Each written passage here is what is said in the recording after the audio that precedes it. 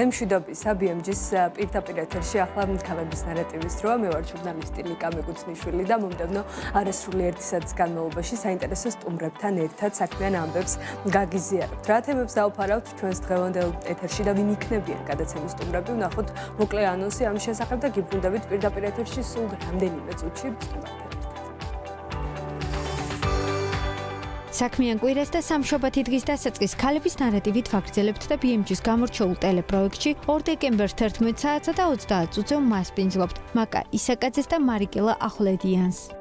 თბილისის გეშტალტ ინსტიტუტი დაარსდა 2013 წელს, რომლის სასწავლო პროგრამა შეესაბამება საერთაშორისო სტანდარტებს და კურსდამთავრებულებს საშუალება ეძლევათ გახდნენ ევროპაში აკრედიტირებული ფსიქოთერაპევტები. გეშტალტ თერაპიის სასწავლო პროგრამაზე აგრეთვე ინსტიტუტის სიახლეებსა და გეგმებზე ქალების ნარატივის სტუმარი იქნება თბილისის გეშტალტ ინსტიტუტის დირექტორი მაკა ისაკაძე, რომელიც საკუთარ გამოცდილებასაც გაგვიზიარებს გადაცემაში. თითქმის 3 წლის წინ თბილისში პრემიუმ ხაზის ქართული თეთრეულის მაღაზია ზეზეწარი გაიხსნა. ბრენდი უმაღლესი ხარისხის თეთრეულის მრავალფეროვან არჩევანს თავაზობს მომხმარებლებს. როგორია მომხმარებლის მოთხოვნა უკვე კარგად ცნობილ ქართული ტექსტილის ბრენდზე. როგორ ემზადება ზეზეწარი მოახლოებული დღესასწაულებისთვის, რა სიახლეები დაუგროვდა ბრენდს. ქალების ნარატივში ზეზეწარის დამფუძნებელი მარიკელა ახვლედიანი გასცემს ყველა კითხვას პასუხს. სიახლეებით ქალი მეწარმეების შესახებ და მათი საქმიანი ისტორიებით. ყოველ სამუშაო დღეს ზუსტად 11 საათსა და 30 წუთზე BMG TV-ის პირდაპირ ეთერში ტელეგადაცემა, რომელიც არ უნდა გამოგრჩეთ. ქალების ნარატივი.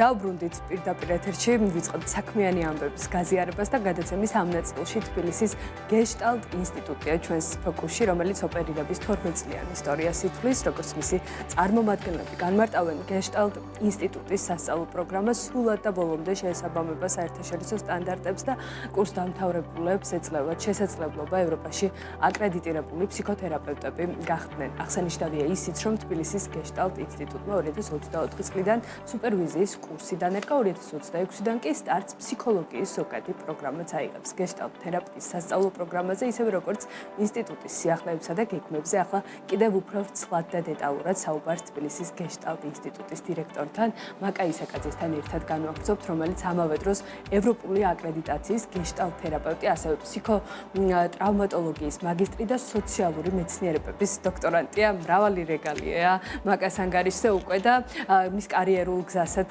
შევეხებით ცხადია გადაცემის ამ ნაწილში. გვერდდება უკვე მაკა ისაკაძე ჩვენთან ერთად არის. მადლობა პირველ რიგში თქვენ დროისთვის და ჩვენთან სტუმრობისთვის. და სანამ როგორც დავაანონსე, აუცილებლად მოვიკითხავთ ინსტიტუტის შედეგებს და გეგმებს, მაგრამ მანამდე მინდა რომ თქვენი კარიერული გზა გავაცნოთ უკეთ ჩვენს საქმიან საზოგადოებას, იმიტომ რომ როგორც აღვნიშნე, პორტფელი თქვენი რეგალიების, სტატუსების, სხვადასხვა მიმართულებით მიღწეული შედეგების ძალიან მრავალფეროვანია, ბევრ რეგალიასაც ითვლის და როდის დაიწყო აი ამ სფეროში თქვენი პირველი ნაბიჯები და შემდეგ უკვე როგორ გაღრმავდა ინტერესი და როგორ გაღრმავდა პარალელურად ცოდნა და გამოცდილება ამ გზაზე.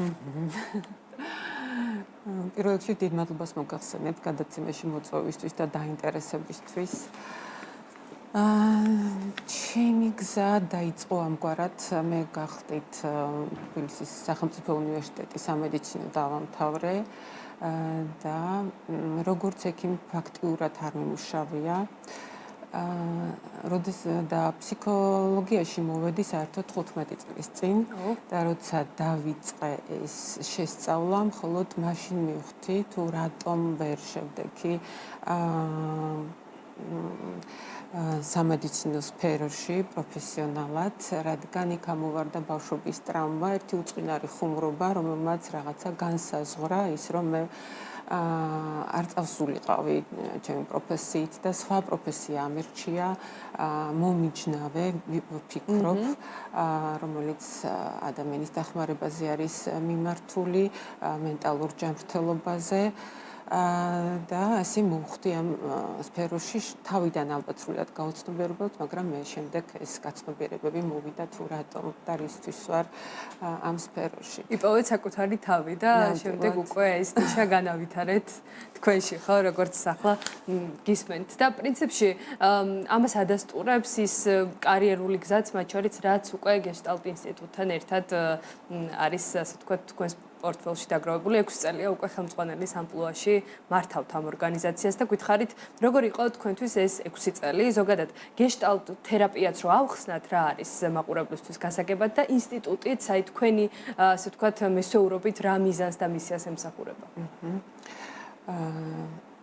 მე ამ 2019 წლიდან ხელმძღვანელობ ამ ინსტიტუტს, მაგრამ ინსტიტუტი დაარსდა 12 წლის წინ, 2013 წლის წინ, 2013 წელს ეს იყო რაღაცა მეგობრების ინიციატივით, რომ ესწავლათ საქართველოში ევროპული სტანდარტებით.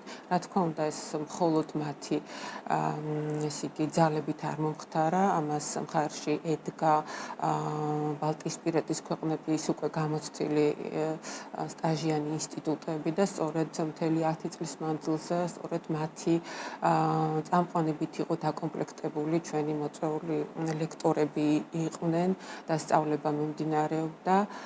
და დღეს უკვე გვყავს რამდენიმე თაობა გეშტალტ თერაპევტების, რომლებიც აკრედიტებული არიან ევროპაში, დასაქმებული არიან სხვადასხვა კლინიკაში, არა მარტო საქართველოში, არამედ საზღვარგარეთაც. და თანდათან ვითარდება ჩვენი ინსტიტუტი გუნდური მუშაობის საფუძველზე, მე ვფიქრობ. როგორც ვიცი, ვითარდება არა მხოლოდ ქვეყნის ფარგლებში, არამედ მის მიღმაც გაქვთ აქტიური, როგორც გასვლითი შეხვედრები, პრაქტიკული თვალსაზრისითაც დგამთ ნაბიჯებს და აი ამაზე მოგვიყვებით უფრო მეტი დეტალი, როგორ აძლევთ აქაურ სტუდენტებს ფართო შესაძლებლობებს, მათ შორის ევროპულ ბაზარზე. ალბათ სუპერვიზიის პროგრამას გულისხმობთ, რომელიც უკვე ახსენეთ. საქართველოში თითოეულაა ჯერჯერობით სუპერვიზორი, ეს არის გამოცდილი სპეციალისტი, რომელიც გვჭირდება გეშტალტ თერაპევტებს, რათა ჩვენი პროფესიული და ეთიკური სტანდარტები, პროფესიული განვითარებას ხელი შეუწყოთ. ეს დასავლური სტანდარტით გაამყაროთ, ეს სოდნა და გამოცდილი. ამის დეფიციტი ნამდვილად იყო საქართველოში, ამიტომ შეიქმნა ეს პროგრამა, რა თქმა უნდა, მოწვეული ლექტორების მხარდაჭერით ჩართულები არიან ამ პროგრამაში საერთაშორისო ტრენერები, რომლებიც ასწავლიან და ასევე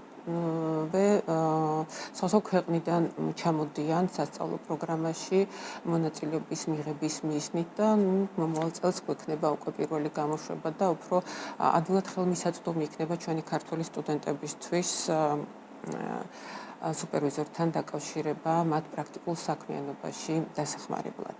რამდენად მზარდი არის მოთხოვნა და ზოგადად როგორ უყურებთ ბაზარს, იმიტომ რომ თქვენ თვალწინ ვითარდება, ხო?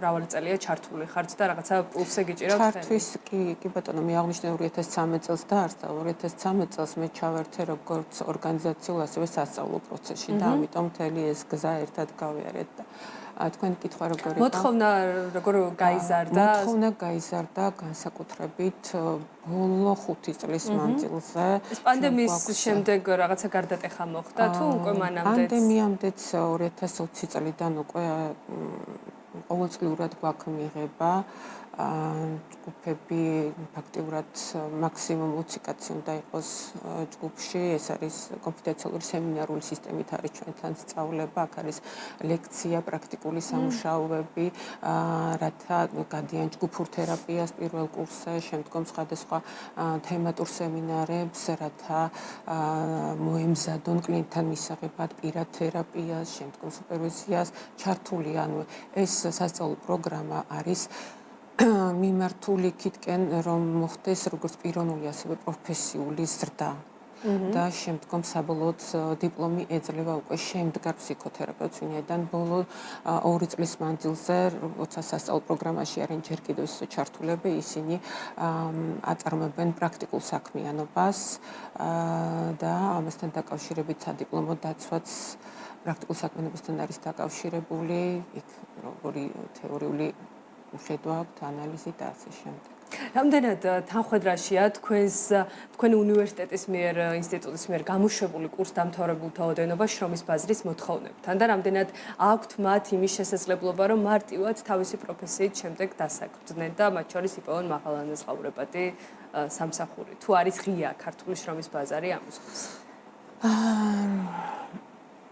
იცით რა, ამაზე კვლევა არ ჩატარებულა, მაგრამ თუმცა ალბათ პირადი კომუნიკაციებიდან კომუნიკაციის საფუძველზე აქტიური დაინტერესებული სტუდენტები და კურსდამთავრებულები დასაქმებულები არიან ალბათ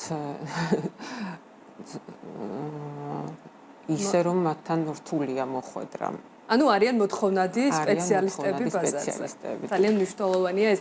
ტექნიკურადაც აგვიხსენით, ასე ვთქვათ, აი ვინც ახლა გვისმენს და უნდა რომ მოხდეს თქვენს ინსტიტუტში, როგორ რა ნაბიჯები უნდა გაიაროს, რა ცოდნა საჭირო, გამოცდილება არის თუ არა მნიშვნელოვანი, თუ შეუძლია რომ სრულიად სხვა პროფესიიდან ნულიდან დაიწყოს ადამიანმა და შექმნას თავისი ევროპული სტანდარტებით საბაზისო განათლება უნდა იყოს ფსიქოლოგია, მედიცინა, სოციალურ მეცნიერებებში და ძალიან დიდი მნიშვნელობა აქვს мотиваციას. мотиваცია თუ როგორ ხედავს ის თავის თავს ამ პროფესიაში, რა მიზნით უნდა, ასევე რა ბექგრაუნდი აქვს, საიდან მოდის და შეიძლება არ ქონდეს ფსიქოლოგიაში განათლება, მაგრამ მზად იყოს, შეიცვალოს პროფესია, გაიაროს სამაგისტრო კურსი ფსიქოლოგიაში, რომ საბოლოოდ აიღოს დიპლომი როგორც გეშტალტ თერაპევტმა. და ამაზე ჩვენ ვთანხმდებით. ამისთვის კიდევაც შეიქმნა ჩვენი ინსტიტუტის სტუდენტთა ინიციატივით ფსიქოლოგიის ზოგადი კურსი, რათა დაინტერესებული პირები ჩაერთონ ამ პროგრამაში, ასევე მათთვის, ვისაც არ აქვს საბაზისო განათლება ფსიქოლოგიაში საბაკალავრო და სურს მაგალითად სამაგისტრო პროგრამა გაიაროს იმისათვის, რომ ყარად იცნოს თავი, როგორც ფსიქოთერაპევტმა და შემდგომ ალბათ აუცილებელი იქნება ჩვენ სახელმწიფოში შემოვა ლიცენზირება ფსიქოთერაპევტთან დაკავშირებით და ამისთვის შეიქმნა ეს კურსი. ჩვენ ინსტიტუტში ძალიან მახარებს, რომ არის ღია კომუნიკაცია, ეძლევა ძალიან დიდი მხარდაჭერა სტუდენტებს, სხვადასხვა ინოვაციებს, იქნება სამეცნიერო ჟურნალი, რომელიც მნიშვნელოვანი ნაბიჯი იქნება ქართულ ფსიქოთერაპიულ სივრცეში. ეს უკვე მიდის სამუშაო პროცესი ამასთან დაკავშირებით. არის სტანდარტები, კრიტერიუმები შემუშავებული და საუკეთესო ნაშრომები სტუდენტთა იქნება გამოქვეყნებული ამ ჟურნალში, ეს იქნება ბეჭდურის სახით. როდის ჩაიშვება ეს ყველაფერი? ვარავდობთ მომავალ წელს. და ეს იქნება მათ შორის თქვენი კურსდამთავრებულების მიერ შექმნილი ნაშრომები, ხო? დიახ, რა თქმა უნდა, იქნება. ასევე ხო, ფსიქოლოგიის ზოგადი კურსი ახსენეთ და აქ მინდა განვარტოთ, აი რა საჭიროება დაინახეთ უპირველესად ამ მიმართულებით და ეს კურსით რა სპეციფიკით იქნება გამორჩეული და როდიდან ამოქმედდება დაახლოებით რა ვადებში უყურებთ? საჭიროება დავინახეთ ის, რომ ძალიან ბევრი ადამიანი დაინტერესდა, რომლებიცაც აქვს სხვა სპეციალობა, არა ფსიქოლოგიის განათლება, რომ აი ამ მიმართულებაში მოვიდნენ. თუნდაც არაპროფესიული თვალსაზრისით, არამედ პირადი ინტერესებიდან გამომდინარე და აქედან შეიქმნა ეს პროგრამა, რომლებიც დაეხმარება მათ გაერკვნენ ადამიანის ფსიქიკაში არის არა მარტო ლექციური მასალა, არამედ არის პრაქტიკული სავარჯიშოები, თუ როგორ გამოიყენონ საკუთარ თავზე სხვადასხვა ტექნიკა და აი ესეთი მიმართულებით არის ჩვენი ეს ერთწლიანი ფსიქოლოგიის ზოგადი კურსი. ასევე მინდა აღნიშნო, რომ რადგან როგორც თქვით, შედარებით ახალი დარგია, საზოგადოებას უფრო 50-იან 60-იან წლებში წამოვიდა და ვითარდებოდა ინსტიტუტებიც უფრო ადრე დაარსდა, ვიდრე ჩვენთან საქართველოში 2010 წლის შემდეგ დაიწყო ინსტიტუციონალური ასე ვთქვათ მხარდაჭერა ამ პროფესიის განვითარებისათვის ინსტიტუციონალურად და არ იყო ქართული ლიტერატურა სტუდენტები მეც მათ შორის ძალიან გვიჭირდა უცხოურ ლიტერატურაზე შესწავლა ეს იყო სხვადასხვა ენაზე მოძიება და გაჩნდა ამის საჭიროება რომ ქართულ ენაზე შექმნილიყო გეშტალტ თერაპიის სახელმძღვანელოები და ძალიან მადლიერი ვარ ჩემი ინსტიტუტის სტუდენტების რომლებმაც ითავეს ეს საქმე უკვე ითარგმნა 2 წიგნი არის რედაქტირებული საავტორო უფლებებით დაცული და გამოიცა მალე რამდენიმე დღეში გვაქვს პრეზენტაცია ამ წიგნების ეს არის საბაზისო სავარჯიშობის კრებული თავისი თეორიით რომელიც სტუდენტებს ეხმარება გაცნობიერებაში და შემდგომ კლიენტებთან მუშაობაში დაეხმარებათ ეს ათვისებული ტექნიკები მათთან სამუშაოდ. და კიდევ უახლეს 2022 წელს გამოიცა კიდევ ახალი წიგნი, ეს არის ანა იუძენას ავტორობით, რომელიც რაღაც ძალიან კომპლექსურია და კარგად აერთიანებს გეშტალტის ყველა თემას, პრაქტიკას, თეორიას და როდესაც ეს წიგნი წავიკითხე, აღვრთოვანდი და სურვილი გამიჩნდა, რომ ქართულ ენაზე თარგმნილი იყო და მადლობა ჩვენ ინსტიტუტის აქტიურ წევრებს, რომლებმაც ავტორთა შეთანხმებით, რა თქმა უნდა, ეს წიგნი ითარგმნა, რედაქტირდა, გამოიცა და ეხლა უკვე სტუდენტები ხელმძღვანელობენ ამ წიგნით. და გრძელდება კიდევ. და უკვე გეგმებით მინდა რომ მოვიკითხო და ამით შევაჯამოთ. ელოდებით ასე ვთქვათ პროცესში არის და მიღება ახალი ნაკადის და ამაზეც გითხარით რომ დავაანონსოთ და უკვე 2026-ში რას უნდა ველოდოთ გეშტალტ ინსტიტუტისგან.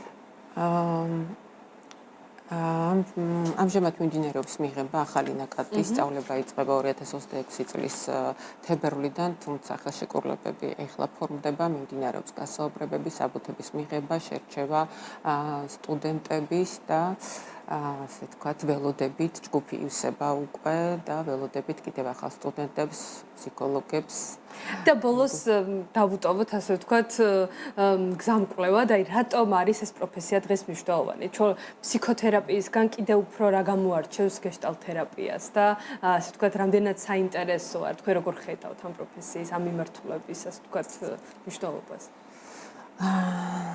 გეშტალტ თერაპია რამდენიმე ისტორიული წყარო აქვს გეშტალტ თერაპიას წარმოიშვა და ბევრ რამეზე არის დაფუძნებული, ფსიქოანალიზიც არის, ეგზისტენციალური, აღმოსავლური მეცნიერებები და თითქოს აერთიანებს ძალიან ბევრის მომცველია და ძალიან ცოცხალია. აქ და ამჟამად პრინციპზეა დაფუძნებული და ჯანსაღ კონტაქტია საკუთარ თავთან და გარემოსთან და გეშტალტ თერაპია მიმართულია იქითკენ თუ რა უშლის ადამიანს ხელს გამოიკვლიოს აი ამ ჯანსაღ კონტაქტში როგორც საკუთარ თავთან გარემოსთან გულისხმობ ყველანაირ ადამიანებთან კონტაქტსაც რომელიც ძალიან გვჭირდება. ნამდვილად აქ და ახლა კიდევ უფრო მეტად მადლობა მაკა წარმატება თქვენ და გეშტალტ ინსტიტუტს თქვენთან ერთად და სიახლეების გაზიარებისთვის ჩვენს სადვართ ყოველთვის ძალიან დიდი მადლობა. მოვიკითხოთ ამბები და შედეგები. მადლობა მოწვევისთვის. მაკა ისაკაძე თბილისის გეშტალტ ინსტიტუტის დირექტორი იყო ჩვენი სტუმარი. სანამ რეკლამაზე გავთ კიდევ სიუჟეტს ხელოვნების ბაზრის წამყვანი ფიგურების ნამუშევრები აუქციონებზე ასტრონომიულ ფასად იყიდება, თუმცა სენსაციური გაყიდვებიდან მიღებული შემოსავლის დიდი ნაწილი თავად ავტორებთან იშვიათად ნამუშევრების ღირებულება ხშირად მილიონებს აღწევს და ბუნებრივია შემოქმედის გარდაცვალების შემდეგ ეს ფასი კიდევ უფრო იზრდება. რეიტინგს გთავაზობთ აი ამ იშვიათ გამონაკლისებზე, ავტორებზე, რომლებიც სიცოცხლეშივე ახერხებდნენ საკუთარი შემოქმედების წარმატებულ კაპიტალიზაციას და რეკლამის შემდეგ უკვე მორიგი საინტერესო თემით და სტუმრით გებრუნდებით.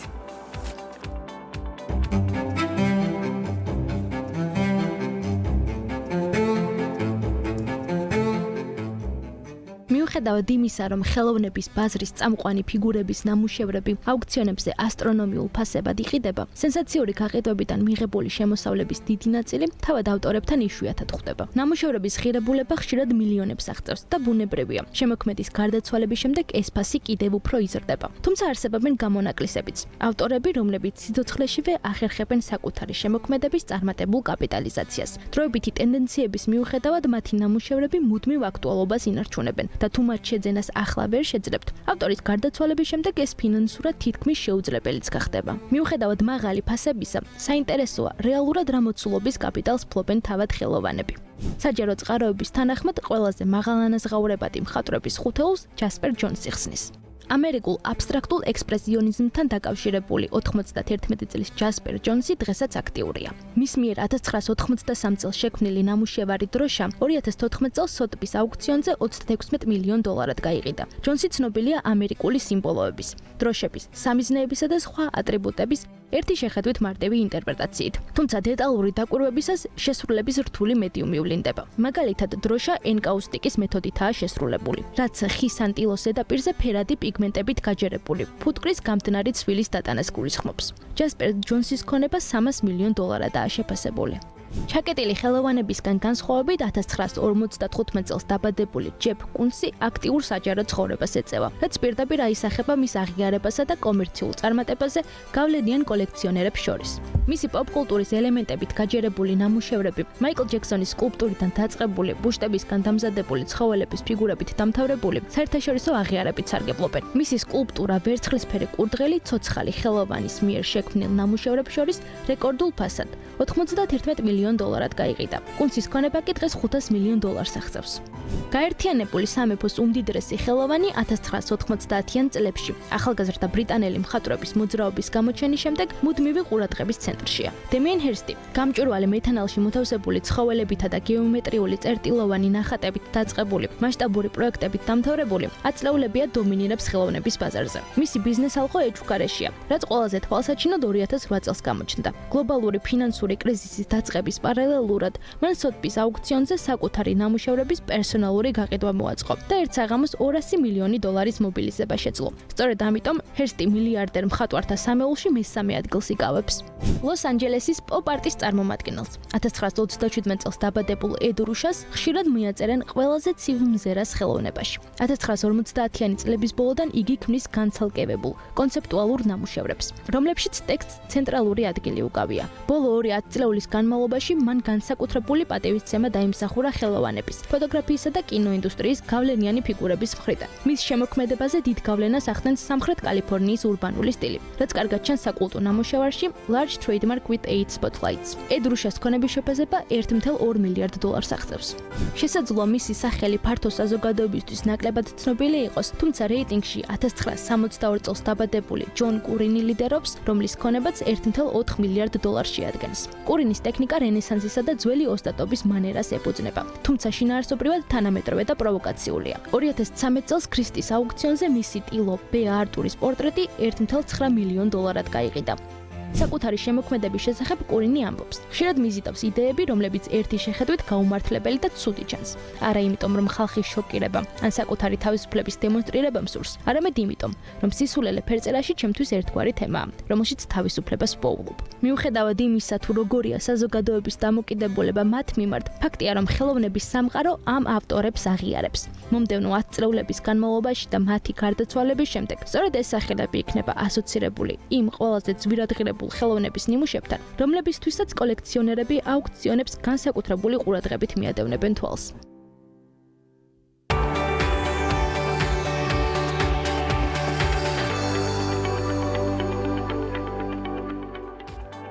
დავბრუნდით პირდაპირ ეთერში და გადაცემის ამ ნაწილში სრულად და ბოლომდე ქართულ ბრენდ ზეზეწარზე გიყვებით, რომელიც ქართულ ბაზარზე ოპერირების 4 წლიანი ისტორიას ითვლის. კომპანიის მონაგარი თვალსაჩინო როგორც რიცხვებში, ისე პროდუქციის გაფართოებულ ასორტიმენტშიც, რომელიც საწოლის თეთრეულის მიღმა პირსახოცებს, აღამურებს, მაგიდის გადასაფარებლებსა და ტექსტილის ყველა იმ სახეობას აერთიანებს, რაც მყუდრო და კომფორტული ცხოვრებისთვის არის ძალიან მნიშვნელოვანი. როგორ ხურავს ზეზეწარი 2025 წელს და რა გეგმებით ხდება 2026 ამის შესახებ საქმიან ამბებს ბრენდის დამფუძნებელი მარიკელა ახვლედიანი გაგვიზიარებს, რომელიც გვერდდება ახლა პირდაპირ ეთერში. გამარჯობა. გამარჯობა. და მადლობა მარიკელა. საქმიანი ამბებით ხართ, მოსული და ბევრი სიახლით, რომ როგორც ვიცი და მინდა რომ ეტაპობრივად მივყვეთ ამ სიახლეებს და შევაჯამოთ 2025 წელიც როგორ ხურავს ზეწარი მიმდინარე წელს და რა არის ის მთავარი სიახლეები, ასე ვთქვათ, რაც უკვე ამ წელმა მიითვალა. ჩვენი მთავარი სიახლეა გავაკეთეთ კოლაბორაცია ბრენდთან David Road-თან და ვფიქრობ ძალიან საინტერესო პროდუქტი შევქმნით, რადგან ეს კოლაბორაცია იყო ორივესთვის პირველი გამოცდილება და გქონდა ამოცანა, რომ გაგვერთიანებინა და შეგვიქმნა პროდუქტი, რომელიც იქნებოდა ძალიან კომფორტული, მაგრამ ამასთან ერთად შევძლებდით მის ტარებას სახლშიც, ასევე გარეთაც. და ვფიქრობ, რომ გამოგვივიდა ეს ყველაფერი, აი დღეს მე თქვენთან მოვედი ზეწრის ახალი პროდუქციით. სრულად, ხო? კი. და ერთი კვირის წინ მქონდა პრეზენტაცია, შესაბამისად მოწვეულ სტუმრებს ძალიან მოეწონათ, ძალიან კარგი გამოხმაურება აქვს და ვფიქრობ, რომ კიდევ ბევრ საინტერესო კოლაბორაცია შემოგთავაზებთ 2026 წელში.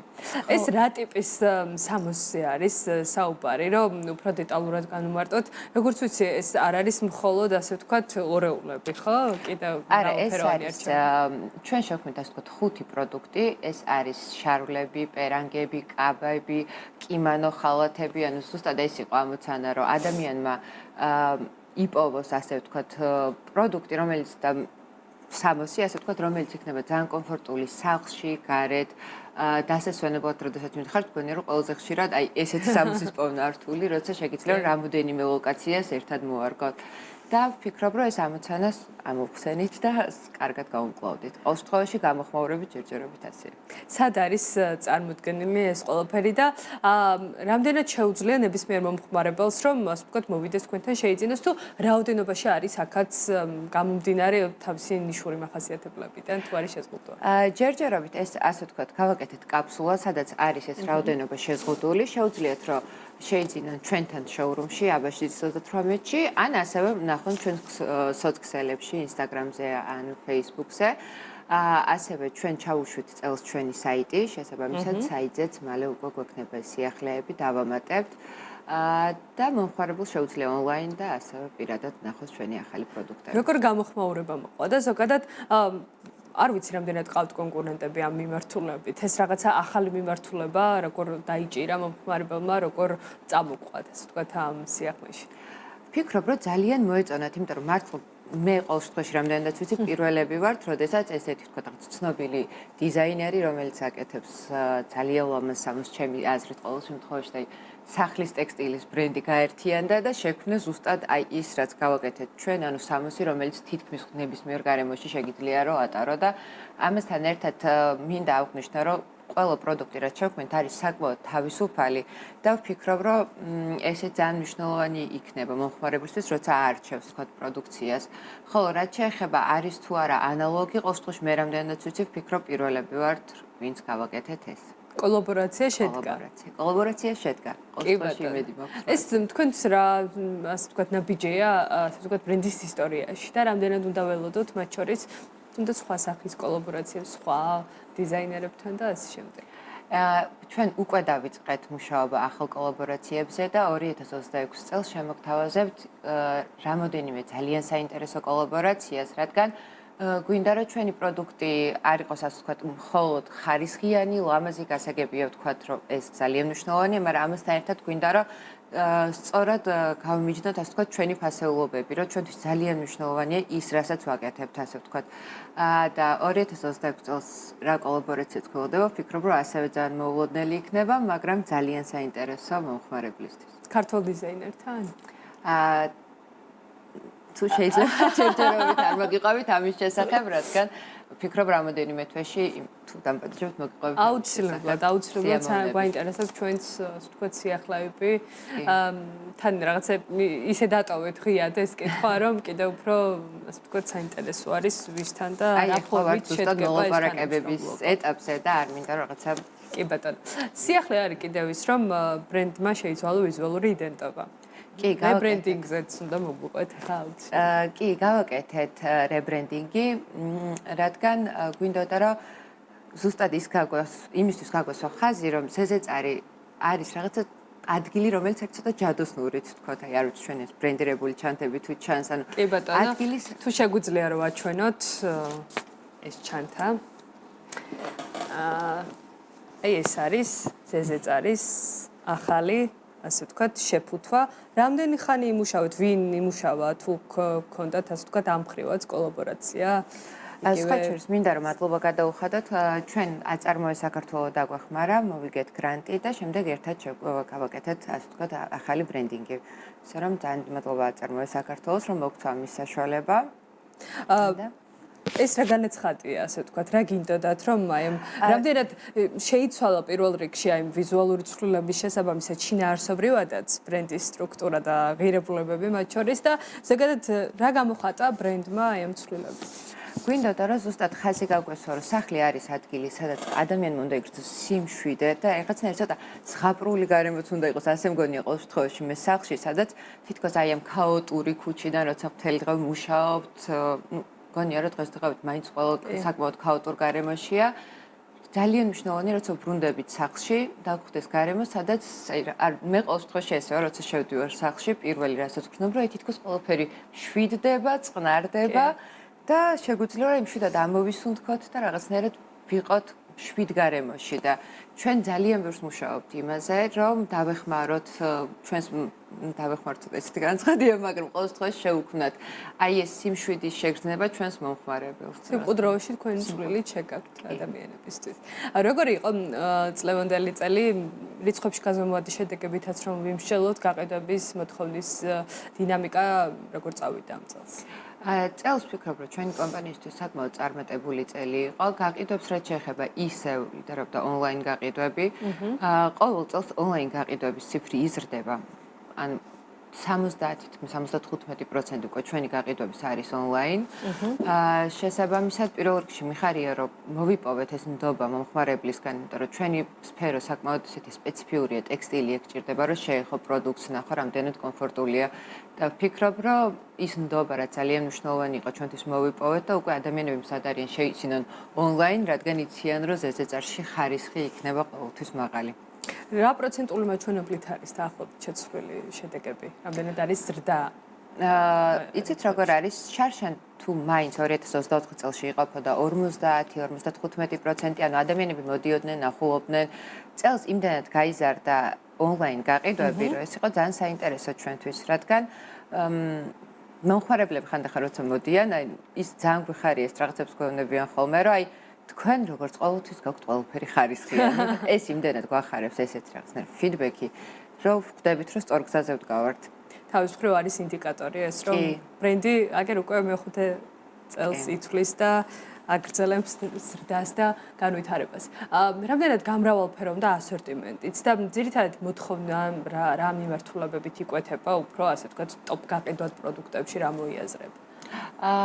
იცით როგორ არის? ალბათ პირველ რიგში მაინც ეს არის სახლის სამოსი, შემდეგ თეთრეული, რადგან თეთრეულს ცხადია ჩვენ ესე ხშირად არ ვყიდულობთ ასე ვთქვათ როგორც სახლის სამოს, მაგრამ მინდა რომ ასევე აღვნიშნო, რომ ძალიან გვიხარია, რომ წელს უფრო მეტად წამოვიდა აი ხშირად ყიდულობენ ადამიანები საჩუქრებად ასე ვთქვათ, რომ იმიტომ რომ ვფიქრობ, რომ საკმაოდ კარგი საჩუქარია და ეს აი ახალი კოლაბორაციაც რაც გავაკეთეთ, ზუსტად წინა საახალწლოდ გვინდოდა რომ მოგვესწრო, რომ წინა საახალწლო საჩუქრები შეერჩიათ ჩვენთან ჩვენ მოხმარებლებს და წამოვიდა უკვე დინამიკა ასე დეკემბრის ბოლოსთვის. კი, იმიტომ რომ უკვე წამოვიდა ნელ-ნელა დაიწყეს ხალხმა არჩევა საჩუქრების და ძალიან გვიხარია, რომ სწორედ ეს ასე ვთქვათ ნიშაც, საჩუქრე ნიშაც მოვიცავით ჩვენ. ზოგადად ეს პერიოდი რა როლს და მნიშვნელობას და მათ შორის ასე ვთქვათ ფინანსურ კონტრიბუციას დებს თქვენს პორტფელში და აი ბევრის გამსმენია, მაგალითად მეწარმეები, როდესაც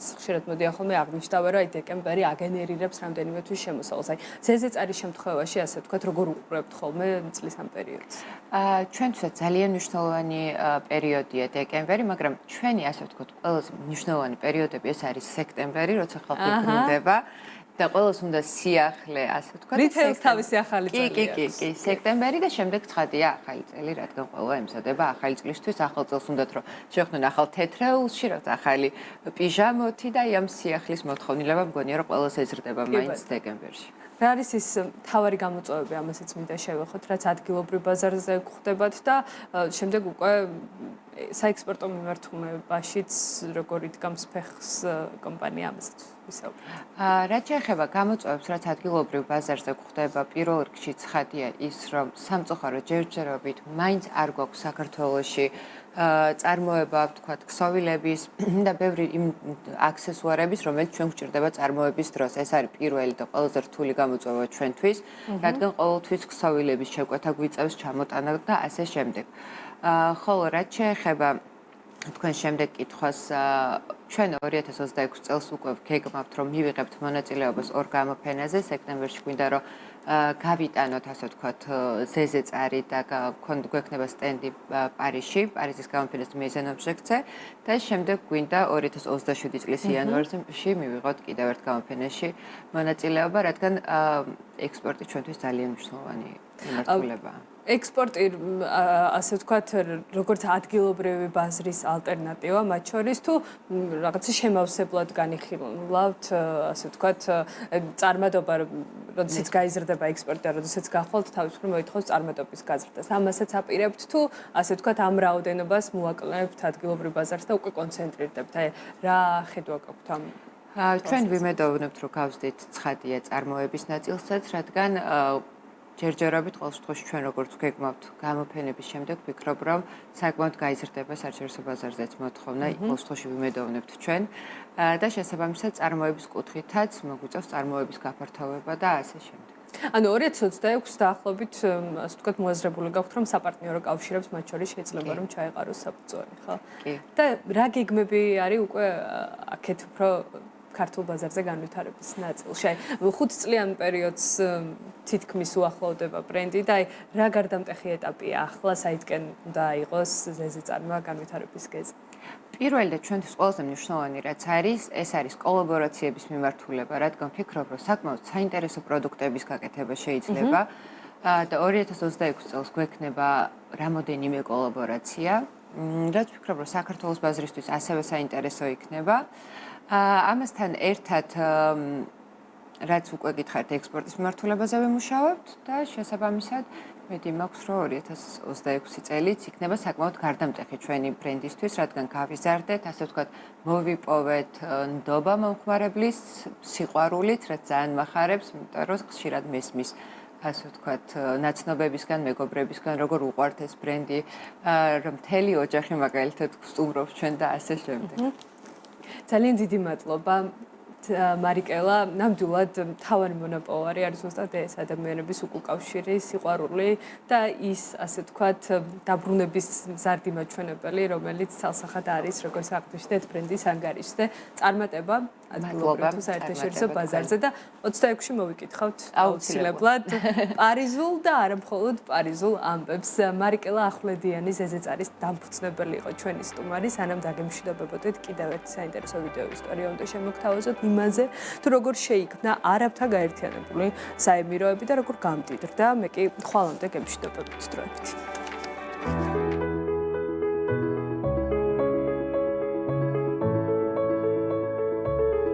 GIG, დავით ბეჟუაშვილის განათლების ფონდი და ბიზნეს მედია საქართველოს წარმოგიდგენთ.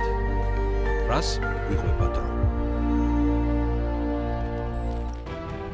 სულ რაღაც 2 საუკუნის წინ სპარსეთის ყურის სამხრეთ სანაპიროს რეგიონი თრეშელ სტეითის სახელით იყო ცნობილი და იმ საამიროებს აღნიშნავდა, რომლებსაც ბრიტანეთთან მშვიდობისა და დაცვის შეთანხმებები ჰქონდათ გაფორმებული. მიუხედავად იმისა, რომ იმ პერიოდში საამიროების ადგილობრივი ხელისუფლება დამოუკიდებელი იყო, საგარეო ურთიერთობები და საზღვაო უსაფრთხოება სრულად ბრიტანეთს ეკუთვნოდა. ეკონომიკა კი ძირითადად მარგალიტების მოძიებას, მცირე ვაჭრობასა და თევზაობას ემყარებოდა. რეგიონისთვის გარდამტეხი ნავთობის აღმოჩენა გახდა. 1950-60-იან წლებში დღეებში ჯერ ნავთობის კვლევა დაიწყო, შემდეგ კი მოპოვება. პირველი მსხვილი საბადო აბუ-დაბიში აღმოაჩინეს 1972 წელს კი ნავთობის პირველი ოფიციალური ექსპორტიც დაიწყო. ამას ცხადია, რომ შემოსავლების სწრაფი ზრდა, ინფრასტრუქტურის, პორტების, გზებისა და სოციალური მომსახურების განვითარება მოყვა. თამამად შეიძლება ითქვას, რომ ნავთობმა ძალთა ბალანსი სრულად შეცვალა, პატარა ტომობრივი გაერთიანებების სწრაფად გამდიდრებად ეკონომიკურ მოთამაშეებად ჩამოყალიბდნენ. სპარსეთის ყურის რეგიონში მსგავს მასშტაბურ გარდატეხებს თან ბრიტანეთის ეკონომიკური კრიზისი დაემთხვა. 60-იანების ბოლოს ქვეყანას მასიური საგადასახადო დეფიციტი ჰქონდა და ხარჯების მკვეთრი შემცირებაც აუცილებელი გახდა. მაშინდელი მთავრობის ფინანსურმა ანალიზმა კი აჩვენა, რომ სპარსეთის ყურეში სამხედრო ძალის შენარჩუნება წელიწადში 10 მილიონი ფუნტი ჯდებოდა. ბრიტანეთს კი ამ სივრციდან ისეთი ეკონომიკური სარგებელი აღარ ჰქონდა, რომელიც ამ ხარჯებს გაამართლებდა. სწორედ ამ პერიოდშია ბრიტანეთმა დამოუკიდებლობა სხვადასხვა კოლონიებს მენიჭა და ცხადი გახდა, რომ გლობალური იმპერიის შენარჩუნების იდეა რეალისტურ ხასიათს კარგავდა. ამასთან ერთად 60-იან წლებში ახლო აღმოსავლეთის უსაფრთხოების მთავარ მოქმედ მოთამაშედ ამერიკის შეერთებული შტატები ჩამოყალიბდა, რომელსაც უფრო დიდი სამხედრო რესურსი და ინტერესიც ჰქონდა. ამგვარად 1968 წელს ბრიტანეთის პრემიერ-მინისტრმა ჰაროლდ უილსონმა გადაწყვეტილება მიიღო, რომელიც მაშინ სენსაციურად აღიქმებოდა და დღესაც რეგიონულ პოლიტიკას მნიშვნელოვნად განსაზღვრავს. 1971 წლის ბოლომდე ბრიტანეთს სპარსეთის ყურე უნდა დაეტოვებინა და იქ არსებული ყველა პროტექტორი დაეშალა. ეს ნიშნავდა, რომ ადგილობრივი საამიროები შესაძლოა დამოუკიდებლობის რთული და არასტაბილური გზის წინაშე აღმოჩენილიყვნენ. თუმცა ბრიტანეთის ეს გადაწყვეტილება ერთიანობის იდეის მთავარი სტიმული გახდა. 1968 წლის თებერვალში აბუ-დაბის მმართველმა შეიხ ზაიდ ბინ სულთან ალ-ნაჰიანმა და დუბაის მმართველმა შეიხ რაშიდ ბინ საიდ ალ-მაქტუმმა ერთიანი ფედერაციის ჩამოსაყალიბებლად შეთანხმება შექმნეს. შეხვედრებისას შემდეგი საკითხები განიხილებოდა საერთო თავდაცვა, საგარეო პოლიტიკა, საბაჟო სისტემა და რაც ყველაზე მთავარი იყო ეკონომიკური განვითარების ერთიანი სტრატეგია. 1971 წლის 2 დეკემბერი კი რეგიონის და ზოგადად მსოფლიოს ისტორიაში განსაკუთრებულ თარიღად მოინიშნა. ამ დღეს 6-მა საამირომ აბუ-დაბიმ, დუბაიმ, შარჯამ, აჯმანმა, ფუჯაირამ და ალ-ხუანიანმა ერთიანი სახელმწიფოს შექმნას მოაწერეს ხელი. მოგვიანებით რამდენიმე თვეში 1972 წლის თებერვალში ფედერაციას მე-7 საამირო რას ალ-ხაიმა შეუერთდა და ასე არაბთა გაერთიანებული საამიროებით ჩამოყალიბდა რეგიონში პირველი წარმატებული სტაბილური ფედერაციული სახელმწიფო. ყველა საამიროს თავისი შიდა მმართველობა შეუნარჩუნდა, ხოლო ფედერალური სტრუქტურა პრეზიდენტის ინსტიტუტს, ვიცე-პრეზიდენტსა და პრემიერ-მინისტრს, უზენაის ფედერალურ საბჭოს, ფედერალურ მთავრობასთან ერთიან არმიას მოიცავს. შექმნის დროს ახლად დაარსებულ სახელმწიფოს არც ერთიანი ინფრასტრუქტურა ჰქონდა, არც დივერსიფიცირებული ეკონომიკა, მაგრამ სწორედ აქედან დაიწყო გზა, რომელმაც გაერთიანებული საამიროები მსოფლიოს ერთ-ერთ ყველაზე მდიდარ და დინამიკურ ეკონომიკად აქცია. ფედერაციის პირველი 10 წრეული მთლიანად ნავთობს ემყარებოდა და მთავარი ფინანსური ძრავი აბუ-დაბი იყო. სწორედ აქ აღმოჩენილმა საბადოებმა ქვეყნის ბიუჯეტის მთავარი შემოსავალი შექმნა, რომლის დიდი ნაწილიც ინფრასტრუქტურის განვითარებაში, გზების, პორტების, სკოლების, საავადმყოფოებისა და საცხოვრებელი უბნების მშენებლობაში ჩაიდო. ამ დროს დუბაი ვაჭრობის ცენტრი გახდა, რადგან კონკრეტულად ამ საამიროს ნავთობი მცირე რაოდენობით ჰქონდა, პორტების მოდერნიზაცია, თავისუფალი სავაჭრო ზონების შექმნა და რეგიონული ვაჭრობის კვანძად ჩამოყალიბება დაიწყო. 1979 წელს პორტი ჯებელ ალი გაიხსნა, რეგიონში უდიდესი და დღესაც სტრატეგიულად მნიშვნელოვანი პორტი. 80-იანებში კი უკვე სტარტი არასანავთობო სექტორებში ინვესტირება მაიღო, რადგან მმართველებმა ნავთობზე დამოკიდებულების რისკი გააცნობიერეს. ამ პერიოდიდან ძირითად მიმართულებებად ავიაცია, ალუმინის წარმოება, ლოჯისტიკა და სატრანზიტო ვაჭრობა და ასევე ფინანსური სექტორის ჩამოყალიბება დაიწყო. დუბაი კი საპორტო ქალაქიდან საერთაშორისო ბიზნეს ჰაბად გარდაქმნას შეუდგა. 90-იანი წლებიდან მოყოლებული 2005 წლამდე პერიოდი გლობალური აჩქარებისა და მეგაპროექტების საწყისის ეტაპია, რომელსაც საამიროების ეკონომიკური ნახტომის ეპოქადაც მოიხსენიებენ. სწორედ ამ დროს შეიქმნა ბურჯ ალ-არაბი, პალმ ჯუმეირა, დუბაი ინტერნეტ სიტი, დუბაის საერთაშორისო ფინანსური ცენტრი, განვითარდა ტურიზმი, უძრავი ქონება და ფინანსები. ეტაპობრივად აბუ-დაბიში სახელმწიფო საინვესტიციო ფონდების გაძლიერება, ენერგეტიკული სექტორის გაფართოება, განათლებისა და კულტურის მასშტაბური პროექტების ორგანიზება დაიწყო. 2005 წლიდან 2015 წლამდე პერიოდში კი ეკონომიკის დივერსიფიკაცია უფრო მეტად გაძლიერდა, მიუხედავად იმისა, რომ 2008-9 წლებში დუბაიმ უძრავი ქონების ბაზარზე დიდი დარტყმა მიიღო აბუ-დაბის ფინანსურმა მხარდაჭერამ ეკონომიკას სწრაფად დაასტაბილურა. 2015 წლიდან მოყოლებული დღემდე კი სულ უფრო აქტიურად შეუდგნენ თანამედროვე ტექნოლოგიების განვითარებას, ხელოვნური ინტელექტი, ფინტექი, ბლოკჩეინი, ციფრული ეკონომიკა. შეიქმნა მსოფლიოს ერთ-ერთი უდიდესი მზის სადგური, ატომური ენერგიის პროექტი, განვითარდა ტურიზმი, ლოჯისტიკა და გლობალური ვაჭრობა. ქვეყანამ სულ უფრო მეტი უცხოური ინვესტიცია მიიზიდა. დღეს არაბთა გაერთიანებული საამიროების ეკონომიკაში ნავთობის სექტორს 20-25%-იანი წილი უჭირავს, არასანავთობო ეკონომიკას კი